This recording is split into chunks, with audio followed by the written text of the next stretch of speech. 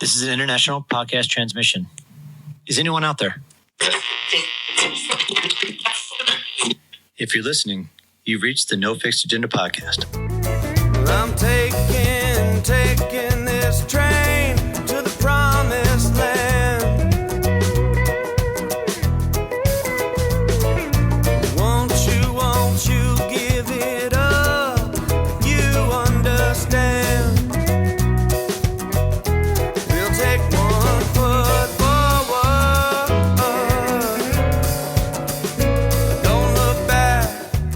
So explain that now. So you thought you had double zeros on your calcium. Well, first of all, what was the first initial problem? Well, there really wasn't an issue at the time I went in, right? My doctor was retiring and he'd be like a friend, right? So Got it. So he says, "Hey, Andy, I noticed with the last test we did, our last lipid panel, he says, your cholesterol is up a little bit. It's not bad, but since you had this issue with your artery and your hip from all cycling, triathlon stuff, that was a crazy journey too, by the way. But he said, let's just have this check. Let's just check and see if you've got this calcium. We just want to make sure it's a zero, make sure you don't have anything else going on with your vascular system." And that was it, right? So I went off and took the test and it was no big deal. It was up here. And like I said, I get the phone call. I was just back from a run in Torrey Pines and doctors come in and he's like, come in now. And so I'm like, geez, so I go in and then he says to me, I'm like, well, I must be getting a prize for the best cardio, vascular system you've ever seen. Right. And he's just like, well, I said, you want a zero, like, as I said, and 200's bad. And you have a 663. Overachiever, dude. Overachiever. Yeah. I totally podium. Right? And so then I'm like going, okay. And so then it's like, you see, because the dude's like, he's a really nice guy. He's athletic. He gets the fact that I've been training my whole life. I do all these things, right? That is so cool to have a doctor that knows athletics. Yeah. Right? And just, yeah. But what he did next, though, I'm not so sure was the greatest thing for me because the panic kind of set in, right? And the panic was statins immediately. Get on statins, get your cholesterol down as low as you can possibly get it, get the stress test, get all these tests, do all these things for your heart. So meanwhile, it's interesting. My youngest kid was at Davis at the time. He went to UCLA and he played water polo. And so I was at their conference tournament, right? And I'm sitting there in the stands just going, well, am I going to have a heart attack? Am I going to kick just by sitting here? So of course I asked him, hey, can I keep training, doing whatever? He's like, dude, you got to chill. So I'm like, really? Because cholesterol and calcium, because your issue is calcium, right? Well, yeah, it's the calcification of your arteries in your heart. Got it. So in itself, a lot of endurance athletes have it, like they do. And it's interesting when you kind of peel it back with you think about all the great triathletes, like the Mark Allens and the Tinleys and all those guys all have stuff going on with them, like the hips, knees, heart, all this stuff, from pushing it. And so in this case, so they immediately got me on these statins, do all this stuff. And I'm like, oh crap, this is scary stuff. And so I went plant-based at that point. I wasn't eating a lot of red meat anyway, but so total plant-based, trying to get this cholesterol down as low as I can. Dude, the next thing that happens, I went from 185 pounds to 153. Oh, 56, 156. Wow. Dude, skeleton. Like my arms, my muscles were I'm like, this is crazy. And of course, I'm reading Peter Attia, I'm reading Outlive, and I'm listening to what he has to say. And that dude, I mean, he's got statistics. He's the right dude. So I'm just like, you know what? Why am I on 2 doses of statins that are killing me? My muscles are dying. Yeah. I'm dying. I feel like I'm dying. I feel horrible. And so I start listening to Tia. I start doing more research. I'm like, you can get from 5 milligrams of a statin, you can get 85% of the efficacy, right? Like, what the hell am I on 2 different statins for? I'm just nope. I'm rejecting all of it. Creatine, more protein, getting myself. Meanwhile, I had shoulder surgery. That's a whole other thing. When it rains, it pours. But honestly, my heart checked out fine on the stress test, all that stuff. But the point is what I've learned through all of this is that it is exactly medicine 2.0. They want to give you pills to make you feel, to address the symptoms. They're not addressing the core issue of what's going on. Yeah. And honestly, if I stayed down that path, probably would have killed me. And so now kind of trimming it way back, there's still this debate or whether or not I should be on any statin at all with the calcium stuff there or not. My, knock on wood, my cholesterol is low, but you need it as an individual. You need cholesterol. So this is a huge debate right now, right? So anyway, that's the... Did the doctor tell you about what drove the calcification and all that stuff? I mean, if you're working out regularly, you're doing all these triathlons, you're eating somewhat good. Yeah. He didn't get any insight as to how that could happen. Well, the interesting thing about all of that is that what I've known my whole life is that I don't sleep much. I never have. I'm like excited for the next day. Like I don't sleep much. I'm an entrepreneur. I do all these things, right? I get excited about what's coming next. So I don't sleep much. I never have slept much, like 4 hours. And it's just horrible for you. That's a horrible. I'm the same way. I'm good. I'm lucky if I get 6. I got right. I got issues. I know. And so I think I have sleep apnea, honestly, because I catch yourself gagging and choking and doing whatever. Have you ever gotten tested? Well, I'm supposed to. That's the other ironic thing. Like I wanted to go in and get it. I'm like, okay, I'm going to get this thing done. They're like, okay, that'll be in December. Yeah, they're horrible, dude. Like, I just got a study done. Did you? So I just got a study done. So I used to be almost 400 pounds. Wow. And then so I had it. Dude. That's how they diagnosed me because I fell asleep behind the wheel, didn't know. Oh, man. Then I found out after I got sleep apnea, my energy level just went through the freaking roof, dude. I didn't realize I was sleeping like 5-6 hours a day, but I was only getting about 10 minutes of sleep. Real sleep. Yeah, so that's crazy. I survived like that for like years. Yeah. Right. So now I became an entrepreneur and we talked about this. I'm actually changing the content that I'm putting out in the world right now because of it. Yeah. And as an entrepreneur, I gained 60 pounds back. Yeah. Right. As I gained 60 pounds back, the same feeling that I had when I went to sleep, when I would sleep 5-6 hours when I lost the weight and it was quality sleep, I woke up refreshed. Yeah. For the last year and a half of this entrepreneur journey, I wake up and I'm tired. And I'm exhausted, You're fighting it all out. and somebody gifted me this like a Whoop almost, but a Zep. And it just reaffirmed. And then I did a sleep study. Yeah. To your point, they push you way the hell out. And I'm like, wait a minute. You're telling me I have all these health issues and I'm not this, and like the issue is sleep apnea, but you don't want to do a fucking study on me. Right. Come on, give me the study, dude. And then it's like you get the study and they're like, okay, we got to go through 3 different appointments just to get the results. And then when you get the results, they're like, okay, well, you're going to have to wait 3 to 4 weeks to get your machine. Oh my God. So I need a machine. But there's so much more out there now. Back 10 years ago when when it came up for me, 10 years ago, they used to just give you the machine and surgery. Those are the 2 options. Right. Now they have a night guard that pushes your jaw out. That's right. And they also have some electric shock thing that's on your arm that makes you stick your tongue out while you're sleeping, dude. Oh, and it that's creates, probably pretty. Yeah, it's like you're sitting there going, you're sitting next to me like,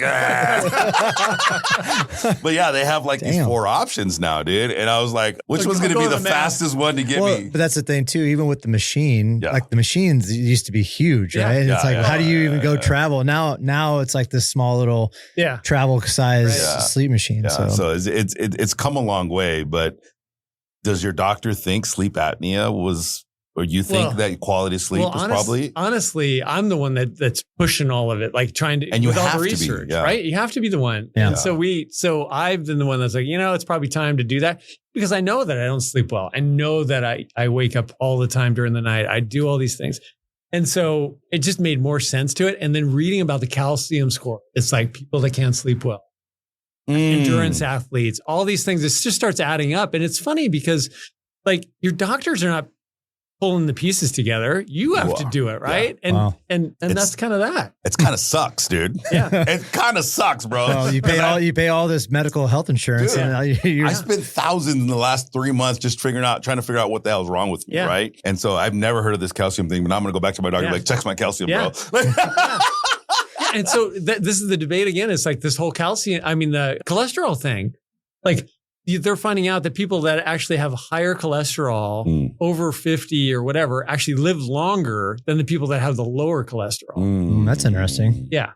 Oh, yeah, you need cholesterol. And you have to have it. I don't know what the calcium aspect of things. Did your doctor give you any more insight other than you have extremely high level of calcium? Did he tell you how to break it down? Well, it's one of those things where the statin, I think, helps stabilize it, right? So the last thing you want is like calcium that's going to chip off, and then you're going to end up having an aneurysm or a stroke, clot and stroke out and die. Yeah, that would be bad. Yeah. Let's reel it back in here for a second. Now that we're gonna have to put that piece somewhere in the middle, dude. Not even fun stuff. Yeah. So to those that are listening in and being like, what did I just walk into? What am I listening to? What a bunch of garbage. Like, turn it off. Don't please tune in. Stay tuned in. It's worth it. So we have Andy Voggenthaler here today. And Andy, you and I have known each other actually for a while, just through the running community. So this is all about No Naste and your new business and the organic detergents and all that stuff. But you also own Race Guards as well. And do you know what Race Guards is? I have no clue what Race Guards is. You've probably seen, if you've done any kind of marathon, half marathon. That's why I don't know anything about them. It's true. There's no barbells involved. I don't know what the hell you're talking about. If you've been in the endurance category and been out on any kind of race, you've probably seen Race Guards or medical professionals running alongside the participants. Oh, yeah. So, and you can explain a little bit more, but you guys have been around for a while, and 13 years. Yeah. And hundreds of events a year. It's an unbelievable service. Actually, it's really cool for those, race directors that have a hard time figuring out the medical side of things. Like, where do we place the medical? Like, where's the ambulance? Where's the access points, right? Like, it helps that Andy's been able to help provide some of that on course in some of those really hard to reach spots, right? So I want you to explain that a little bit, and then how that kind of has helped you transition into what we're going to be talking about in No Naste. Yeah. Happy to do that. So Race Guards, it's interesting. Like, serial entrepreneur, product development guy. I was building a. See, that's why I brought you in, because you and I can chat about that as far as serial entrepreneur. Totally. So I'm traumatized for my first business, man. I know, and that's why you wonder why I've got stuff in my heart. Yeah. So, but anyway, long time. Just to give you the quick path on how I got to Race Guards and all of that, was that longtime product development guy, triathlete, endurance athlete. Seen a lot of stuff happen out on the race course, right? And while I was building this one company, I worked with some amazing brands in my career: Nabisco, General Motors, DuPont Teflon, build some of the largest licenses in the world. And I'm so proud of that. And a colleague of mine wanted me to come. Hang 10, I was vice president of worldwide licensing for Hang 10 for many years. And we just crushed it. And then this colleague of mine wanted me to help her build this life insurance company of all things. And I did. And we had to think differently. And we did that. I ended up reeling in AIG, and AIG acquired us, right? But during that period of time, I was training all the time. I always wanted to do Ironman, do all that stuff. And one of my training races before Ironman I was at a race in Palm Springs, and I literally get out of the water, get to my bike, I'm rushing to my bike, and I get there. And I put my helmet on, and all of a sudden there's this dude next to me. There was this stuff kind of going on next to me, right?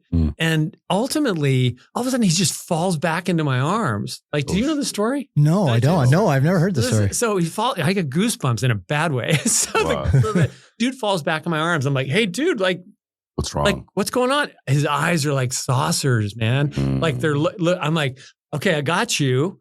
And I'm looking around, and fortunately, I yell, and somebody yelled to somebody, and then the paramedic was there, and dude comes hopping over, and within a few seconds, the dude, I said, "You're in good hands now." I want to believe he blinked or looked at me, right?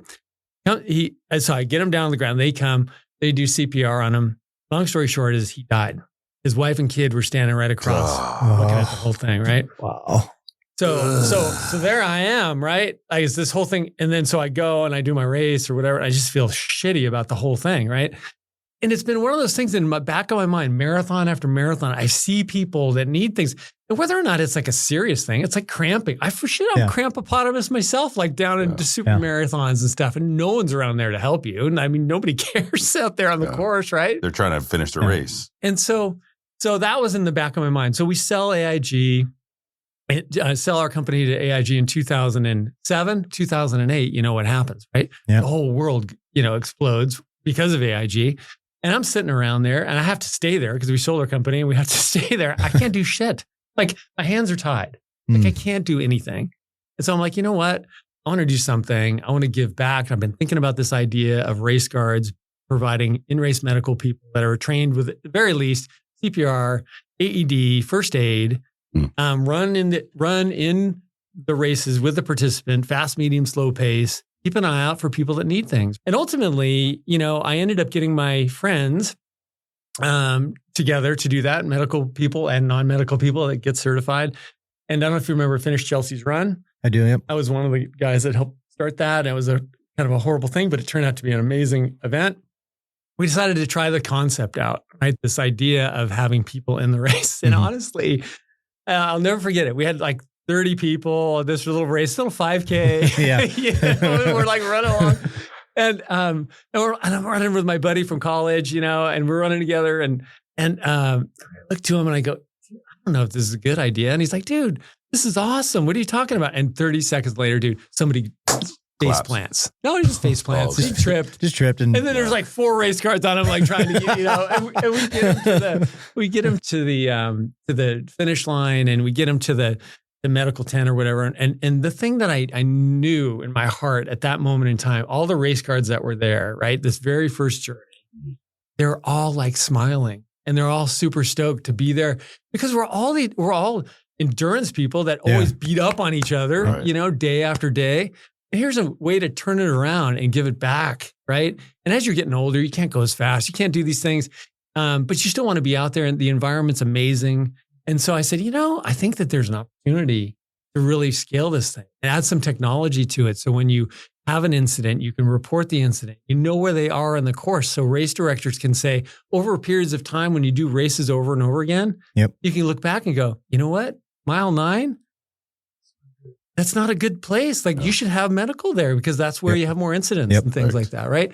So it really evolved into that. And once we had some technology, we knew how to train people. We knew what we were looking for. We're not looking for people that wanted to be in the medical tent, helping people in the medical. That's not who we want. We want the people that are firefighters, endurance athletes, people that want to serve, but also badass endurance athletes that want to give back.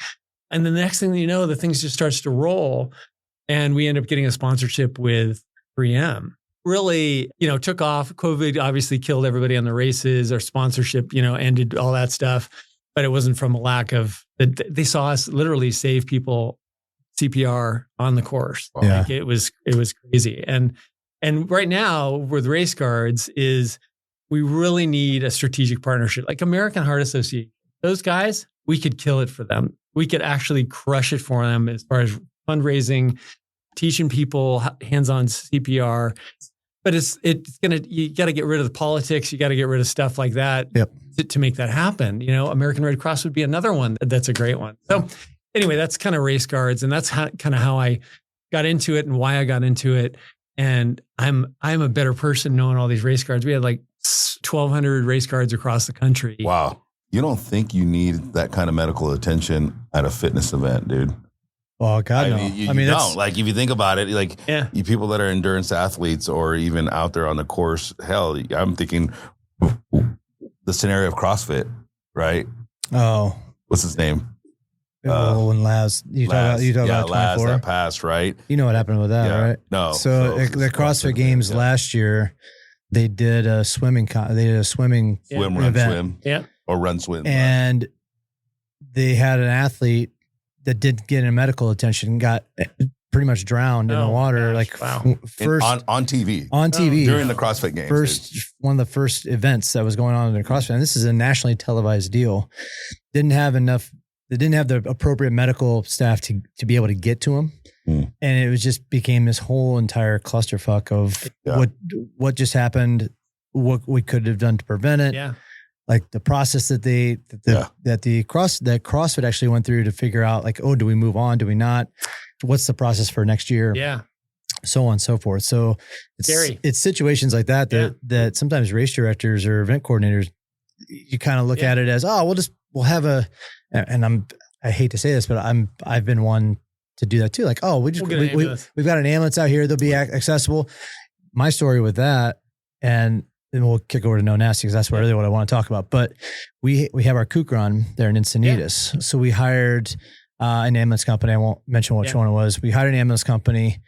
We had an incident on the course, and it was like real close to the finish line. An older gentleman tripped and completely just scraped his entire front up, arms, legs, everything. And when that happens. And he was old enough where you could kind of tell he was a little bit out of it. Oh yeah. So we called the ambulance and been like, hey guys, we have an issue that we need you to get to. They're like, oh, well, we had to leave because there was another call for something down the road.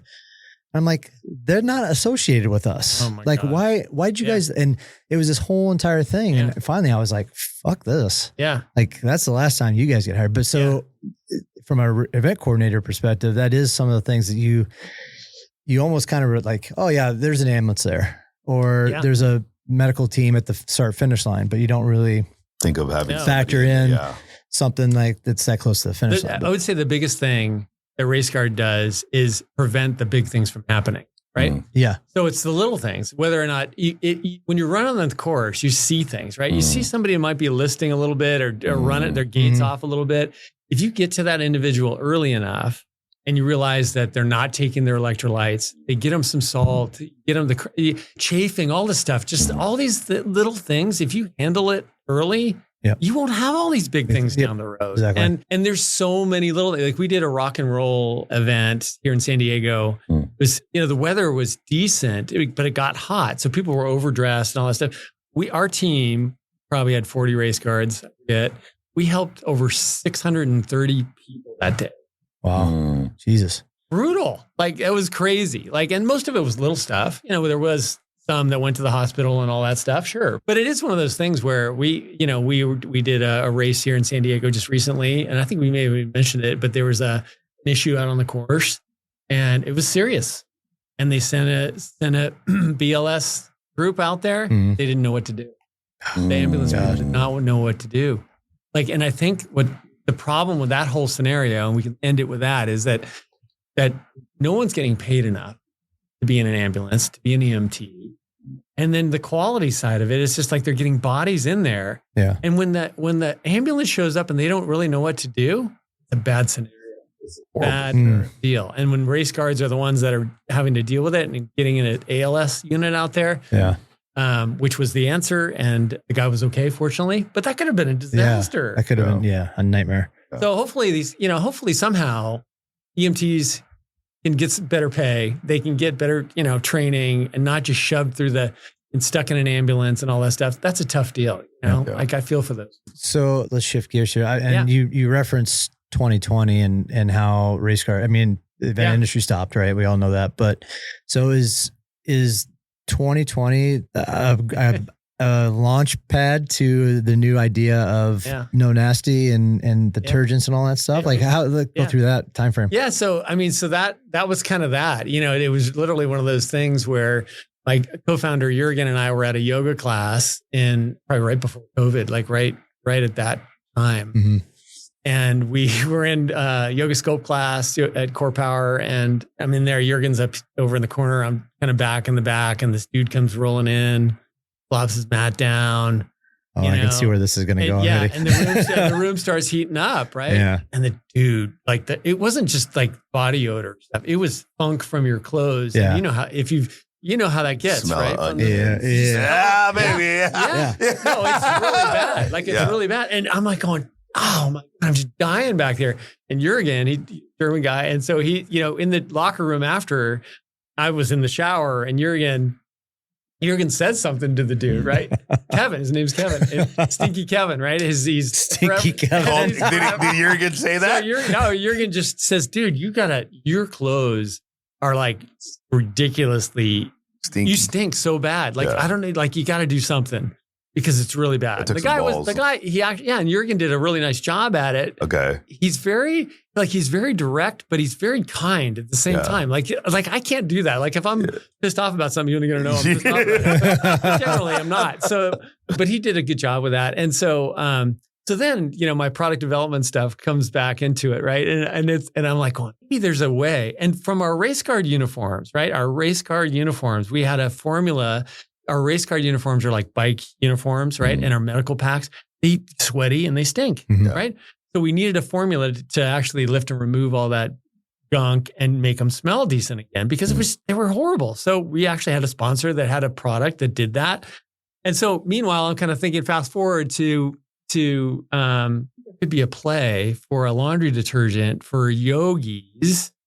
If you play it on Namaste, I'll play off of Namaste. You call it No Naste. You spell it N-O-N-A-S-T-E, right? Yeah. And so Jurgen's like, yeah, that's an interesting idea. I'm like, let's see if it makes sense to the public. Let's do some product research with anything that I've ever done with product research, with all my product development stuff, whether it be GM, Nabisco, whatever it is, you do product research with community and see what they think. And that includes your family and everybody else, right? So we literally mocked up a website that looked very yogi, right? It was like the laundry detergent bottles looked like Swell bottles, and it was like charcoal and lavender and seafoam green, right? And it was just super yogi. And so we had people come in and look at it and see what they said. And it was so interesting that the response was certainly, absolutely, we'd love a laundry detergent to take the stink out of our Lululemons, our Vioris, our Ala, whatever, all our expensive stuff. But we do other stuff. And we got kids that play sports, hockey and lacrosse, which is so gross, and soccer, shin guards, all that stuff. So odor sprays and stuff like that. And so then my eyeballs kind of like this is a much bigger opportunity. Yeah. This is a huge opportunity outside of just stupid laundry detergent, right? Yeah. But the laundry detergent was key and it was first. And so during COVID, right? COVID was like the perfect ground to do research. Nobody was around. Yeah. It was good and bad. There was stuff that was super hard to do and super easy to do because nobody was around. So fortunately, the formulator that had this other product, he's amazing. He's a good friend today. He heard what I was saying of what we wanted to do. The formula was great. We just needed to tweak it a little bit, have our friends and family try it and see if it works and make sure it works and make sure the scents are right and make sure you have an unscented, make sure if you have any sort of fragrance, it's got to be healthy, good for the environment, all that stuff. But that was the point in which during those 2 years of COVID, 2.5 years of COVID, that we could really bear down and try these formulas and try it out. The other challenge was like, where are you going to find a bottle on the planet? Like, where are you going to get a bottle? Yeah. So fortunately, and this is like small world stuff. And I honestly believe that stuff happens for a reason and all that stuff. But Jurgen's dad, my co-founder's dad, he worked for a company that he was president of the company, I believe, out of Michigan that made these bottle manufacturing machines that actually make the bottles, right? Yeah. And he sold these bottles to a guy up in Corona. He sold these machines to a family up in Corona. Well, the family had split up and the son, whatever, started his own business. And Jurgen's dad, this guy went to Jurgen's dad and said, hey, I really want to start this. My family, it's tough working there. I'm going to start my own thing. It's a little different thing. Jurgen's dad gave this guy a shawl. Said, I know you can't afford it. I'll let you, work it off. And so our bottles today, are these beautiful, soft touch, highly recyclable bottles. They're beautiful and they decorate them. There's no label on them. They're all printed on there. It's absolutely beautiful. And so from the aha of, hey, it's a lifestyle brand, right? It is a lifestyle brand for active people and pets. So it's from sweat to pets is kind of what we like to say. And things get nasty and gross. So that's kind of where we sit today. And it's highly effective. It's eco-friendly and it's super, super cool. I love where we're headed and I couldn't be more excited. So being that it's started from the yoga perspective, yeah. Are you guys targeting more towards the yoga? I know it's athletics overall, but do you have, what's kind of the outlook on marketing as far as who you're really trying to reach? And I will say, and I want to thank you, because No Naste is now a sponsor to my trail races. Yeah. So that just kind of shows me too that the running community is obviously a huge demographic for you guys. Yeah. Like, do you see all different types of demographic from an athletic perspective, like motocross to the running community to yoga? No, that's kind of what you guys are. Yeah, everything. The boxing gloves, right? The boxing gyms and the gloves and stuff. They were buying our product long before we even approached them, right? Because the gloves are so stinky, right? So they use our odor eliminating spray for that. But to answer your question, it's like, it's across the board. And certainly running is, and triathlon and all of that is so near and dear to my heart, right? It's a huge passion. And so I want to make sure everybody gets it and uses it. And the more you use it, the better it is. I mean, it truly is a great product. The thing that I look at, from whether it was from the insurance company thing, when I was thinking about AIG and how powerful that brand was, I was thinking AIG Direct, man, if we could build this partnership where it's auto insurance, home insurance, life insurance, all these under one easy place to do it, that makes sense. I look at No Naste. I mean, when you think about it, so many things get nasty in your life, whether it's your clothes, whether it's your car, your dishes, your whatever. It's say no to nasty. That's kind of the deal, right? So when it comes to sports specific, I mean, I'm near and dear to running and triathlon, obviously, and yogis, of course, but it has so many applications beyond that. And that's why, like pets, it's a huge thing. People, how'd you get to pets? Well, A, I'm a dog lover, but B, if you're active, right? If you're out doing whatever it is, if you're paddleboarding or if you're surfing or whatever, chances are you probably have a pet. Chances are. And if you have a pet, you're active with those pets. Those pets are going to get gross and dirty. Yeah. And so that's where it all kind of comes together. And I'm super, super proud of that stuff. You know, what I like is I've started using some of the products since then. You were thankful you brought in another dog wash. Yeah. We've been using it on my dogs ever since. My dogs have allergies. So I have a Bordeaux Mastiff that is allergic to fucking everything. Yeah, right. I was just asking. Oh man, I was just at his house. I'm like, hey, Leia has a freaking bald spot, bro. What's up with that? Yeah. She got a bald spot on her right side now, and she got some kind of fungus or whatever earlier in the summer, and she got sunburned on that space.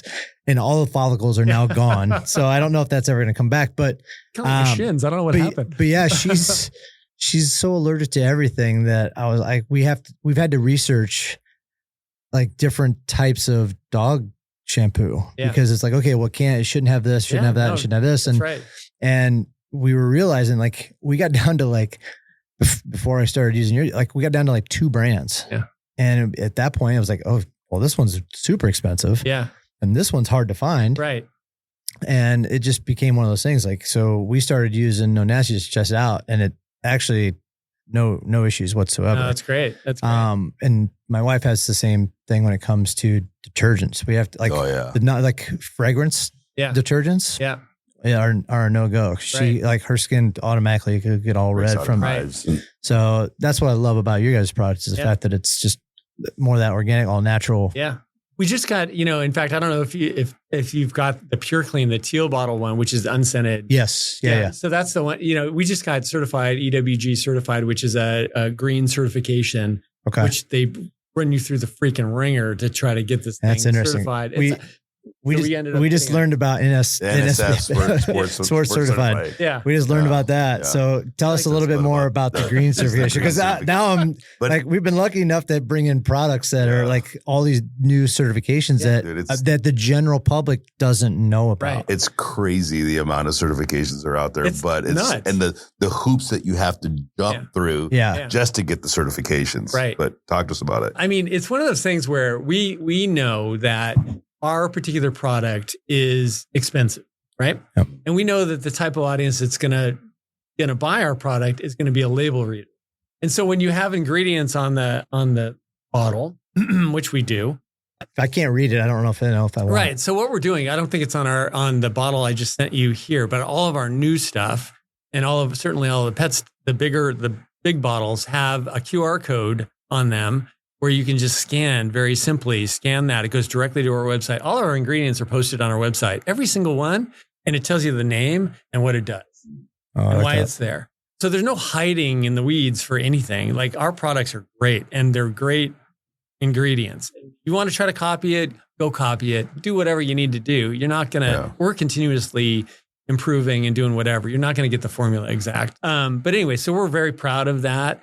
But to go through this certification and ultimately what you're striving for is to get this green certification. So when you're selling on Amazon, when you're selling to the consumers, they know, they feel confident. They know you went through some sort of vetting to make sure that it is green. But I have to say, like Jennifer, our chief marketing officer, who's amazing. She's fantastic. She kept pushing. I kept going, are you kidding me? These guys are running us through the ringer like this. I feel like it's just a huge money, grabbing thing which I think some of them are, honestly. But she's just, hang on, Andy, we can get through this. I'm like, yeah, but she's, we've got to go to the chemist and go to this and all these things that we're making everybody do a lot of work for. And then report back and then change the bottle and change the stuff that we say on the website and do all these things. And now that we're through it, I'm grateful that we're through it. And they're doing some things to promote us and do all that kind of stuff. And for the consumer, it's the right answer. It is the right answer. But things like our Zen Fresh that has a fragrance to it. It's an enzyme resistant fragrance, but it's a healthy. It's not like it's an environmentally friendly one. But initially, they're like, no. We need you to change a couple things on this thing. You're like, are you kidding me? Wow. So we're doing that. So that'll be next. And then the pet shampoo has all EWG certified ingredients, but now we got to go through the certification process to get that done as well. But I just want to do that for our consumers so they know that, hey, all the stuff that we're putting out is high quality, safe for the planet, safe for you, safe for your animal. Yeah. So it's a lot of work though, for sure. Yeah. So all of your detergents are fragrant free? No. Okay. So we have the two detergents. So it's Pure Clean, which is unscented. That's the one that just got the certification. Zen Fresh has just this super light fragrance to it. I mean, it's barely anything. And the whole goal of what our products are, and it does take some education, and that is we just want your clothes to smell clean. Get rid of the funk and gunk. So when you start heating up again, it doesn't smell like ass. It just smells clean. Yeah. That's what you want. And you want your technical fabrics to perform like they're supposed to. Now, the traditional detergents, they smell great coming out of the laundry, right? They smell great in the drawer a week later, maybe. But as soon as you start heating up, that bacteria is still there. It reactivates. It's there. And your products will look dull, right? It's just going to smell like crap, and it's just bad. It's horrible, and it's bad for your skin. It's bad for the environment. It's just not good stuff. But I get the fact that people like how it smells coming out of laundry. It smells great. Ours is just like, it smells clean. It doesn't smell like anything. Yeah, I saw you have like a spray. Yeah, that's the odor spray. That stuff is cool. That stuff is good. Now I'm gonna plant a seed because now it's like I own a gym, right? And so I have that scenario that you just described that motivated you to create No Naste, right? In my gym, and I'm not going to put people? names out. Start spraying people. Like, dude. Just start spraying people. Like, yeah. Start spraying people. But mats, turf. Yeah. That kind of thing is stuff. Like, that's the stuff that, like, I just spent $4,000 on a piece of turf that I put in my gym. Right. Like, maintaining that. No Naste is good for that stuff. It is. Interestingly enough, like, we were at Super Zoo, which is the biggest trade show for pets, things like that. We were talking with a guy who really liked our stuff, and his whole deal was for turf was he had a product that for turf specifically that you spray on, and it's pretty big container size, but it's almost like a weed sprayer kind of thing, right? And that was his niche. Like, he just said, all these people buy this turf and it doesn't drain right, it doesn't whatever, and stuff stinks with all the pet stuff. Yeah. That was his whole thing.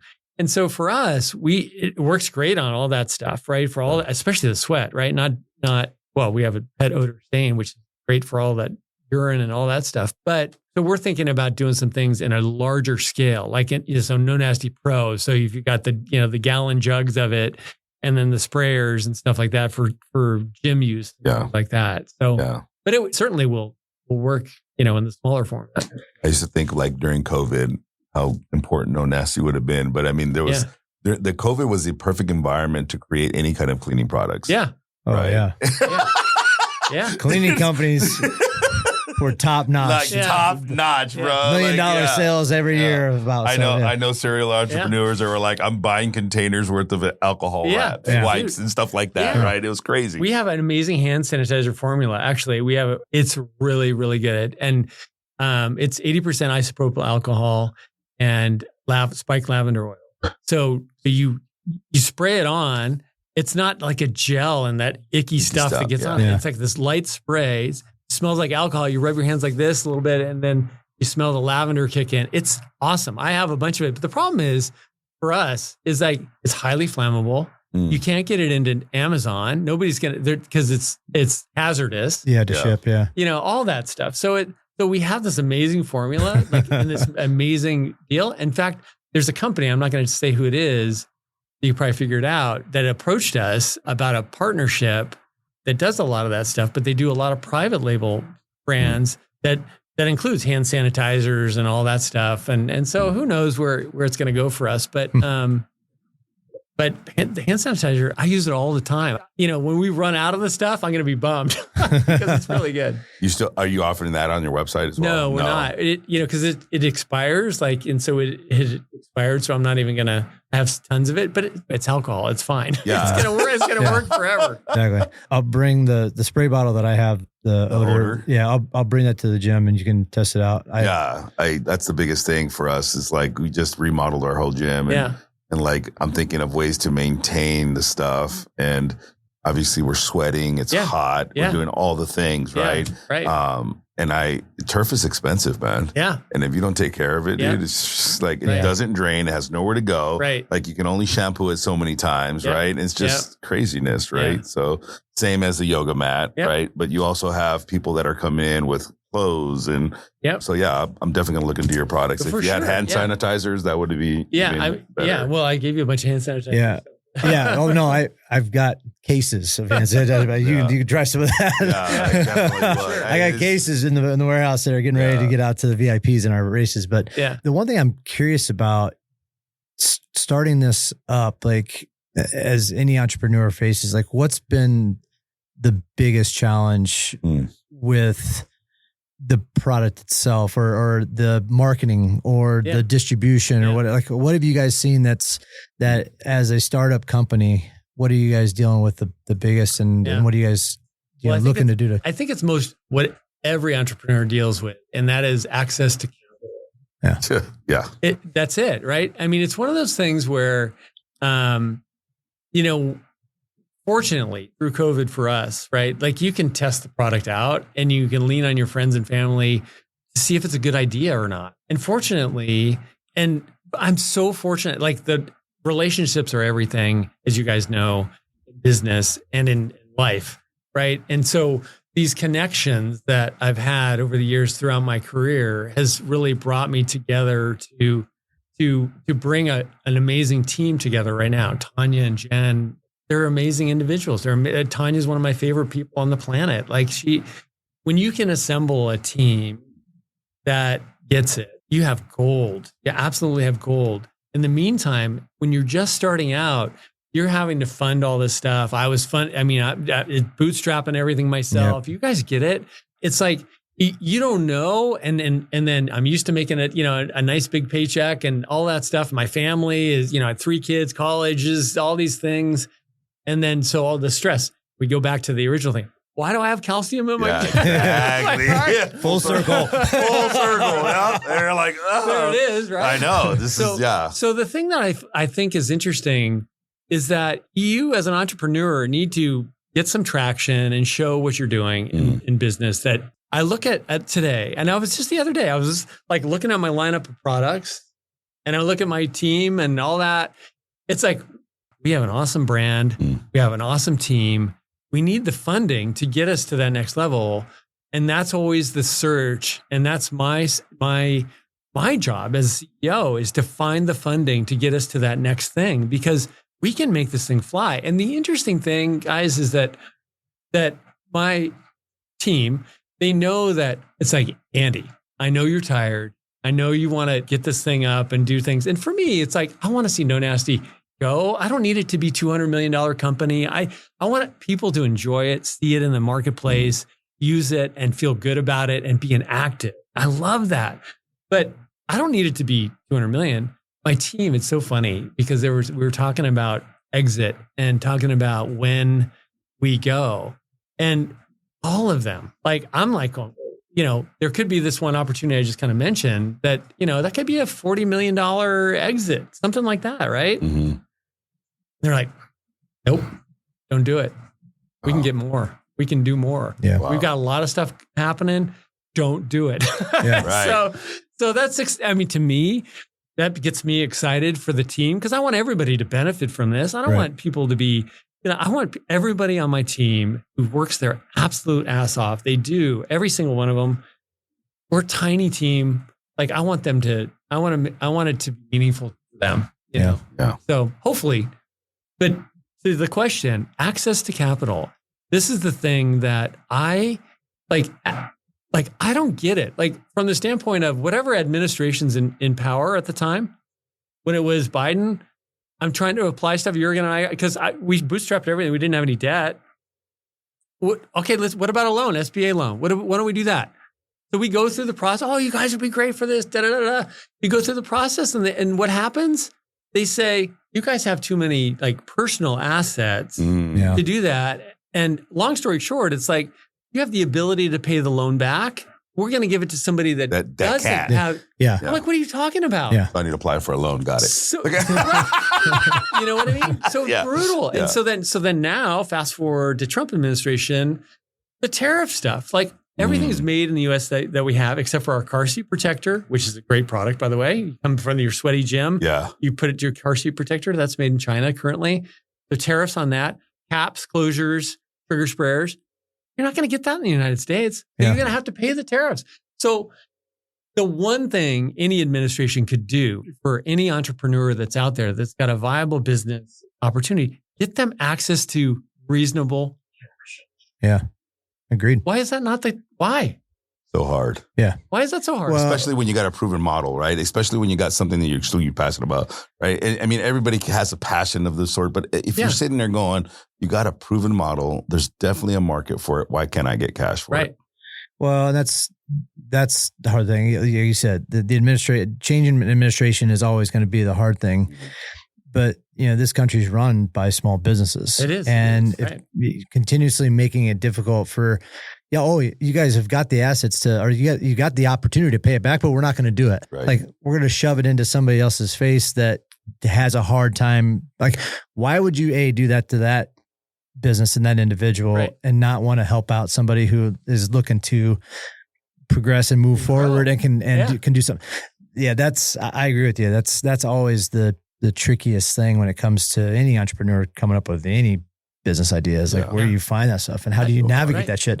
I can't even, I'm lucky enough, and we talk about the tariff stuff. I'm lucky enough that, I got away from doing metals in China years ago because it just became the shipping costs were just insane. That was even before tariffs, or the current tariffs, I guess. But, so all of those are made in-house now or in the US, and I've tried to narrow everything down, but there's always those things. You're like, how does a company come and put things together when you do have to have your sprayers and little caps and everything else?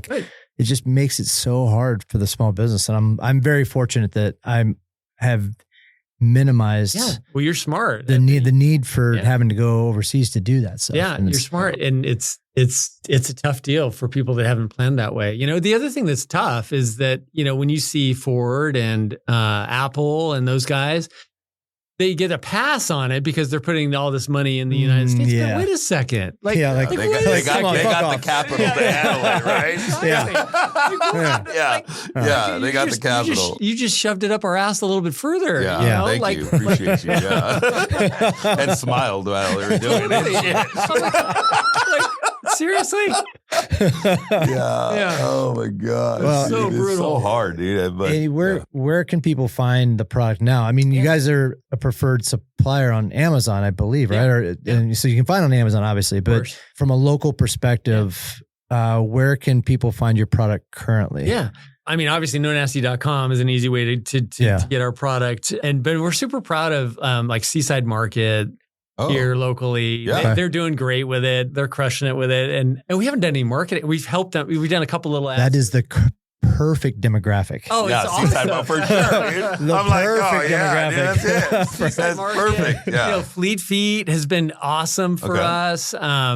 There's some yoga studios around town that are great as well. But we're looking to really expand that. Like there's, we're looking at Whole Foods. We're looking at Bristol Farms. Actually, yesterday there was a thing that we're working on trying to get to Bristol Farms and places like that.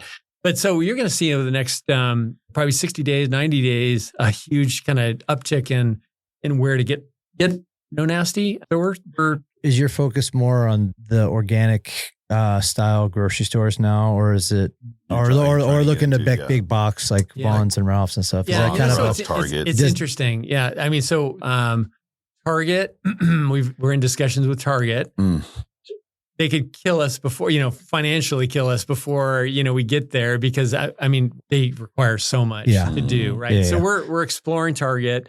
We've been invited to go to open call in Bentonville, Arkansas to Walmart. It's not like that's not probably our place of choice out of the gate. Yeah. I mean, I can see it everywhere eventually. Right. Like Native is everywhere now.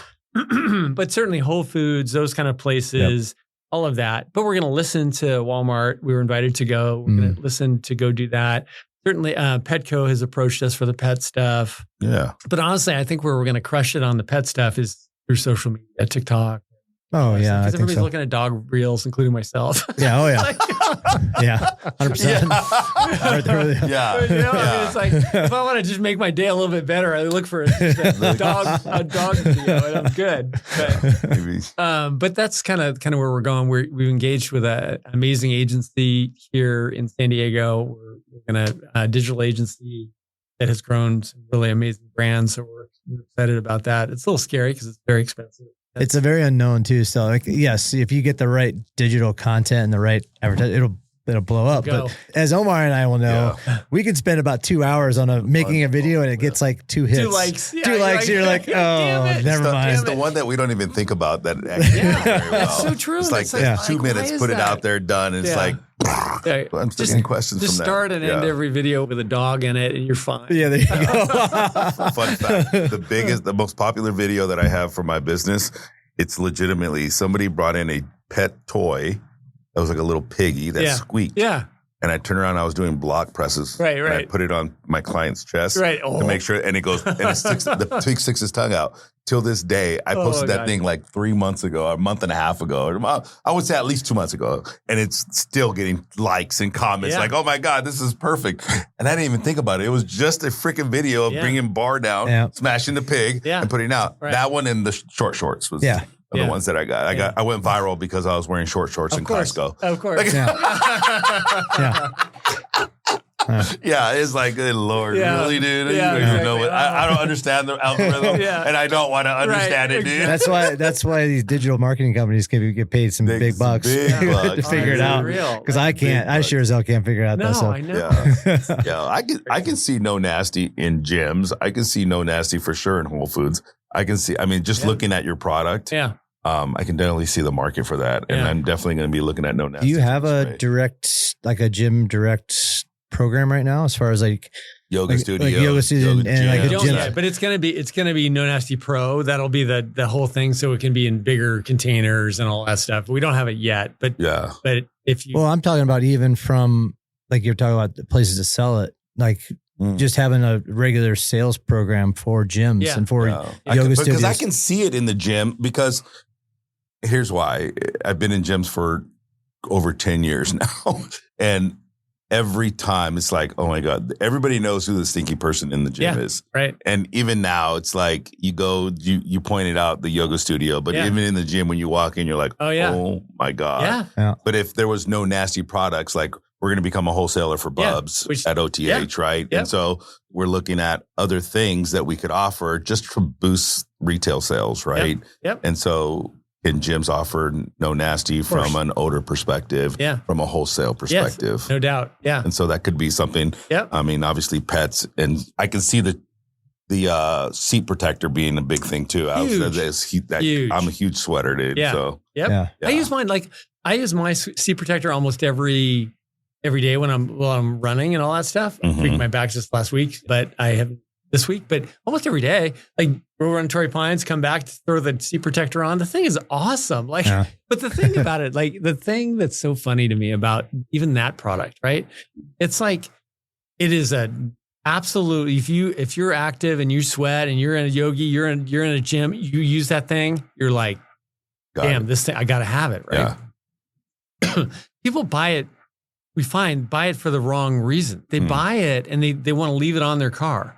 It's not that kind of car seat protector, right? Yeah. So we've had a couple like reviews, people going, well, where are the straps? And it moves around a little bit.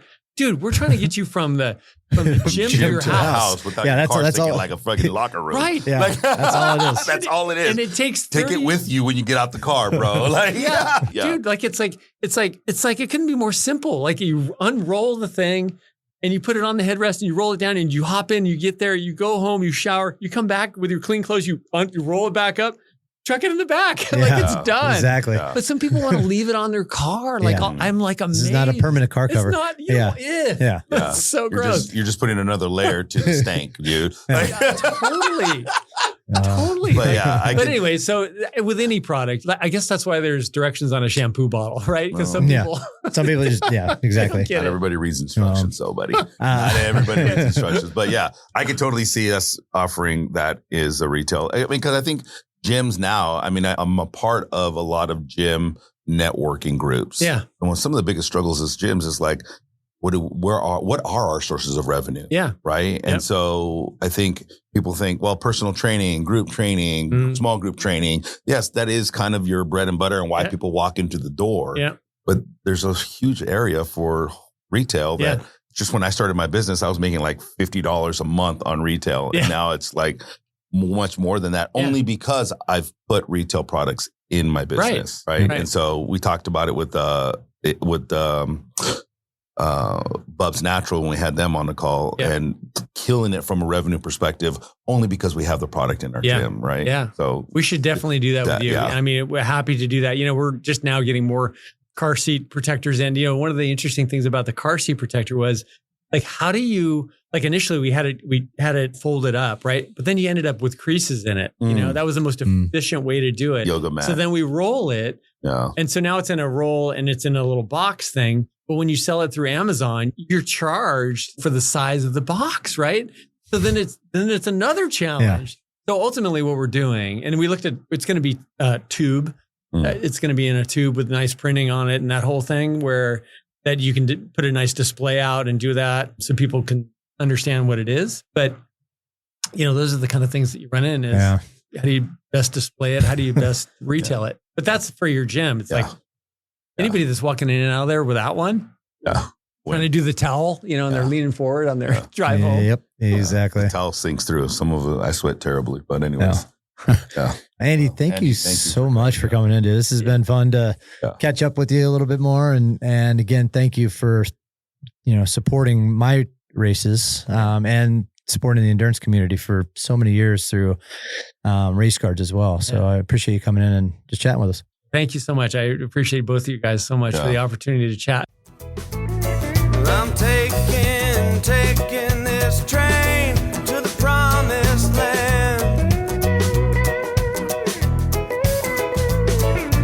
Won't you give it up?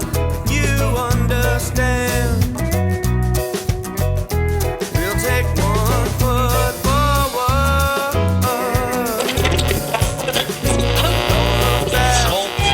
This has been an international podcast transmission of No Fixed Agenda presented by Bubs Naturals. Music was provided by the Poor Dirty Astronauts with lyrics written by Matt Meyer. You can rate, review, and subscribe to our podcast on Apple, Spotify, Amazon, or wherever you find your favorite podcast episodes. NFA, over and out.